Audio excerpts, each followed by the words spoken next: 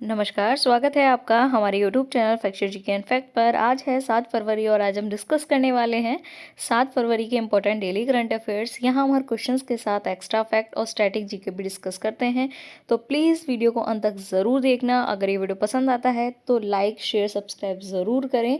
तो चलते हैं आज के क्वेश्चन को स्टार्ट करते हैं। क्वेश्चन स्टार्ट करने से पहले अगर आप हमारे फेसबुक पेज, इंस्टाग्राम पेज से जुड़ना चाहते हैं तो आप हमारे फैक्चर जीके को भी फॉलो कर सकते हैं, जिसका लिंक आपको डिस्क्रिप्शन में मिल जाएगा। हम अपने दिन की शुरुआत हमेशा एक थॉट के साथ करते हैं, तो पहले एक थॉट आपको पढ़ के सुना देते हैं। अगर जीवन में कुछ हासिल करना हो, कुछ बनना हो, तो पहले उन लोगों का त्याग करना पड़ेगा कि लोग क्या कहेंगे, क्योंकि लोगों का काम है कहना। यानी कि अगर आपको जीवन में कुछ बनना है तो लोगों की परवाह नहीं करनी है, सिर्फ अपने मंजिल की तरफ ध्यान लगाना है और मंजिल की तरफ ही आगे बढ़ना है। तो चलते हैं आज के क्वेश्चंस को स्टार्ट करते हैं।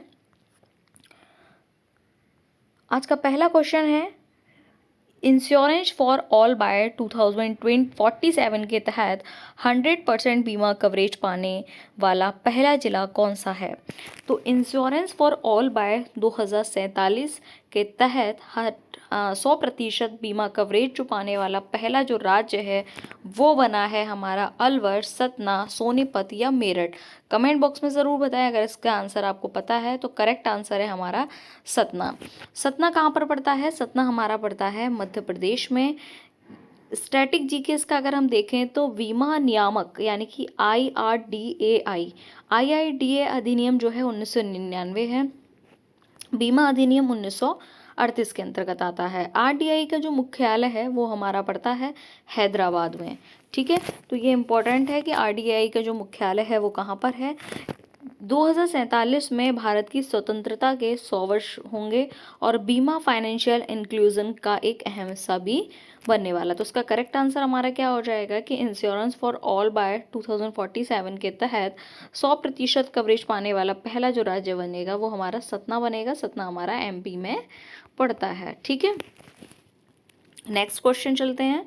नेक्स्ट क्वेश्चन है हमारा, नमस्ते योजना किन मंत्रालयों की संयुक्त पहल है? नमस्ते जो योजना है वो किन मंत्रालयों की जो है वो पहल है? वित्त प्लस श्रम की, सामाजिक न्याय प्लस शहरी कार्य की, गृह की, कृषि की, स्वास्थ्य ग्रामीण विकास की। नमस्ते योजना जो है वो किन मंत्रालयों के संयुक्त पहल है? इसका आंसर है हमारा सामाजिक न्याय शहरी कार्य। क्या है हमारा? सामाजिक न्याय और शहरी कार्य इसका करेक्ट आंसर है। इसके स्टैटिक जीके हम देखें तो नमस्ते जो है, नमस्ते का यानी कि इसकी फुल फॉर्म है national action for mechanised sanitation ecosystem. ठीक है, इसकी पूरी फुल फॉर्म है। फुल फॉर्म एग्जाम में नहीं आती, बट कभी कभी अगर आ जाए तो उसके लिए आपको ये बता दिया है। मैनुअल स्कैवेंजिंग प्रतिबंध जो है कानून 2013 है।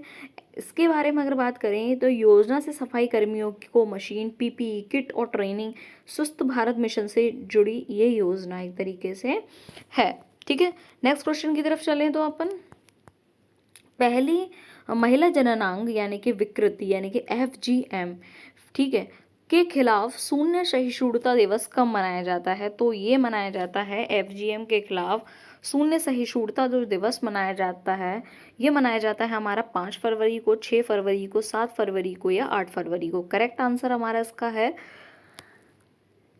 कि महिला जननांग विकृति जो दिवस मनाया जाता है वो मनाया जाता है 6 फरवरी को। कब मनाया जाता है? 6 फरवरी को ये दिवस मनाया जाता है। UN की जो स्थापना है वो 24 अक्टूबर को की गई थी 1945 में, और UN सदस्य जो देश हैं वो हैं हमारे 193।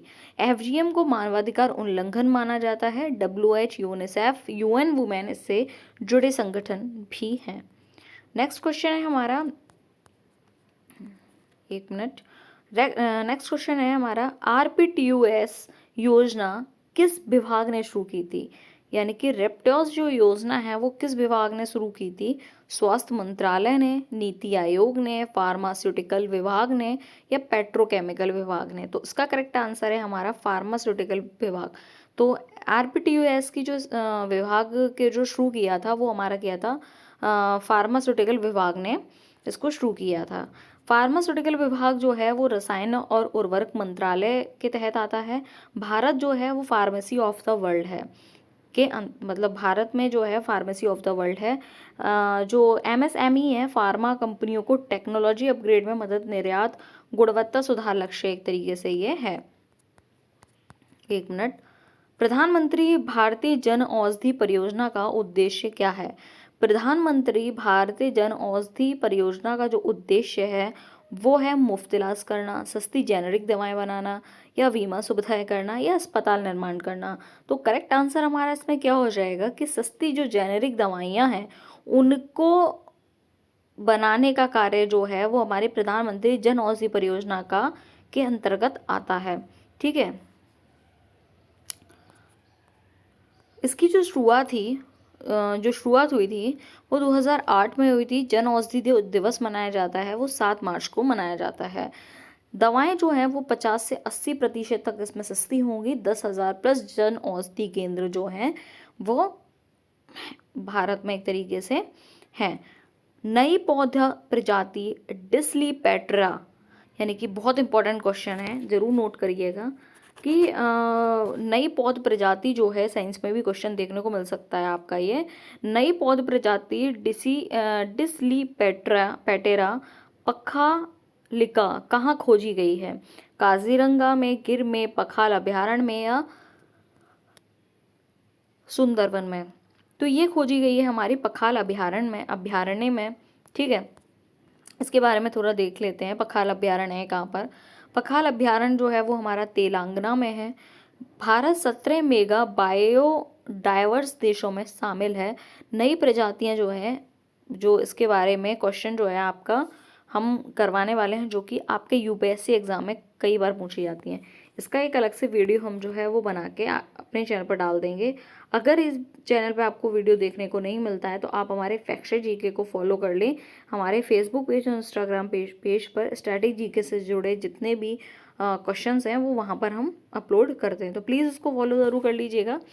चलते हैं नेक्स्ट क्वेश्चन की तरफ। भारत ने 2026 को नियमित बजट किस संस्था को दिया था? भारत ने 2026 का जो नियमित बजट है वो किस संस्था को दिया था? WHO को, IMF को, UN को, वर्ल्ड बैंक को? तो ये दिया था हमारा UN को नियमित बजट जो है वो दिया था। UN का मुख्यालय न्यूयॉर्क में है और UN जो है वो एंटोनियो गुटेरस है महासचिव जो उसके हैं। समय पर भुगतान करने वाला देश ऑनर रोल में आता है। अमृतकाल विजन किस वर्ष तक का है? अमृतकाल विजन जो है वो हमारा है 2030 तक, 2040 तक, 2047 तक, या 2050 तक। अमृतकाल विजन आखिर है क्या, इसके बारे में हम आगे जानते हैं। तो ये 2047 तक है। ठीक है। इसकी आज़ादी जो है, मतलब जो एक तरीके से हुआ था 15 अगस्त 1947 में मिली थी हमको। अब विजन जो इसका है 2047 रखा गया है, विकसित भारत का लक्ष्य।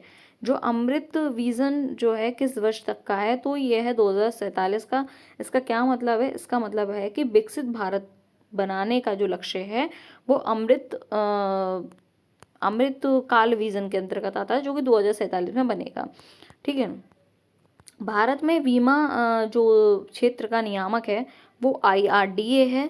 ठीक है। कौन सा है? IRDAI है हमारा। IRDA का वैधानिक संस्था स्टैच्यूटरी बॉडी है, और बाकी ये सब दे रखा है। संयुक्त राष्ट्र दिवस कब मनाया जाता है? काफ़ी इंपॉर्टेंट है। तो 24 अक्टूबर को संयुक्त राष्ट्र दिवस मनाया जाता है। भारत UN संस्थापक सदस्य है। आपको ये क्वेश्चंस कैसे लगे कमेंट बॉक्स में अपनी राय ज़रूर दीजिएगा। और आज हमारी मैथ्स की पार्ट 2 वीडियो आने वाली है, और हिंदी की पार्ट 3 वीडियो जो हमारी मुहावरे का चल रहा था उसकी वीडियो आने वाली है, तो प्लीज़ उसको ज़रूर देखिएगा। तो मिलते हैं नेक्स्ट वीडियो में नेक्स्ट टॉपिक के साथ। तब तक के लिए अपना ख्याल रखें। जय हिंद, जय भारत।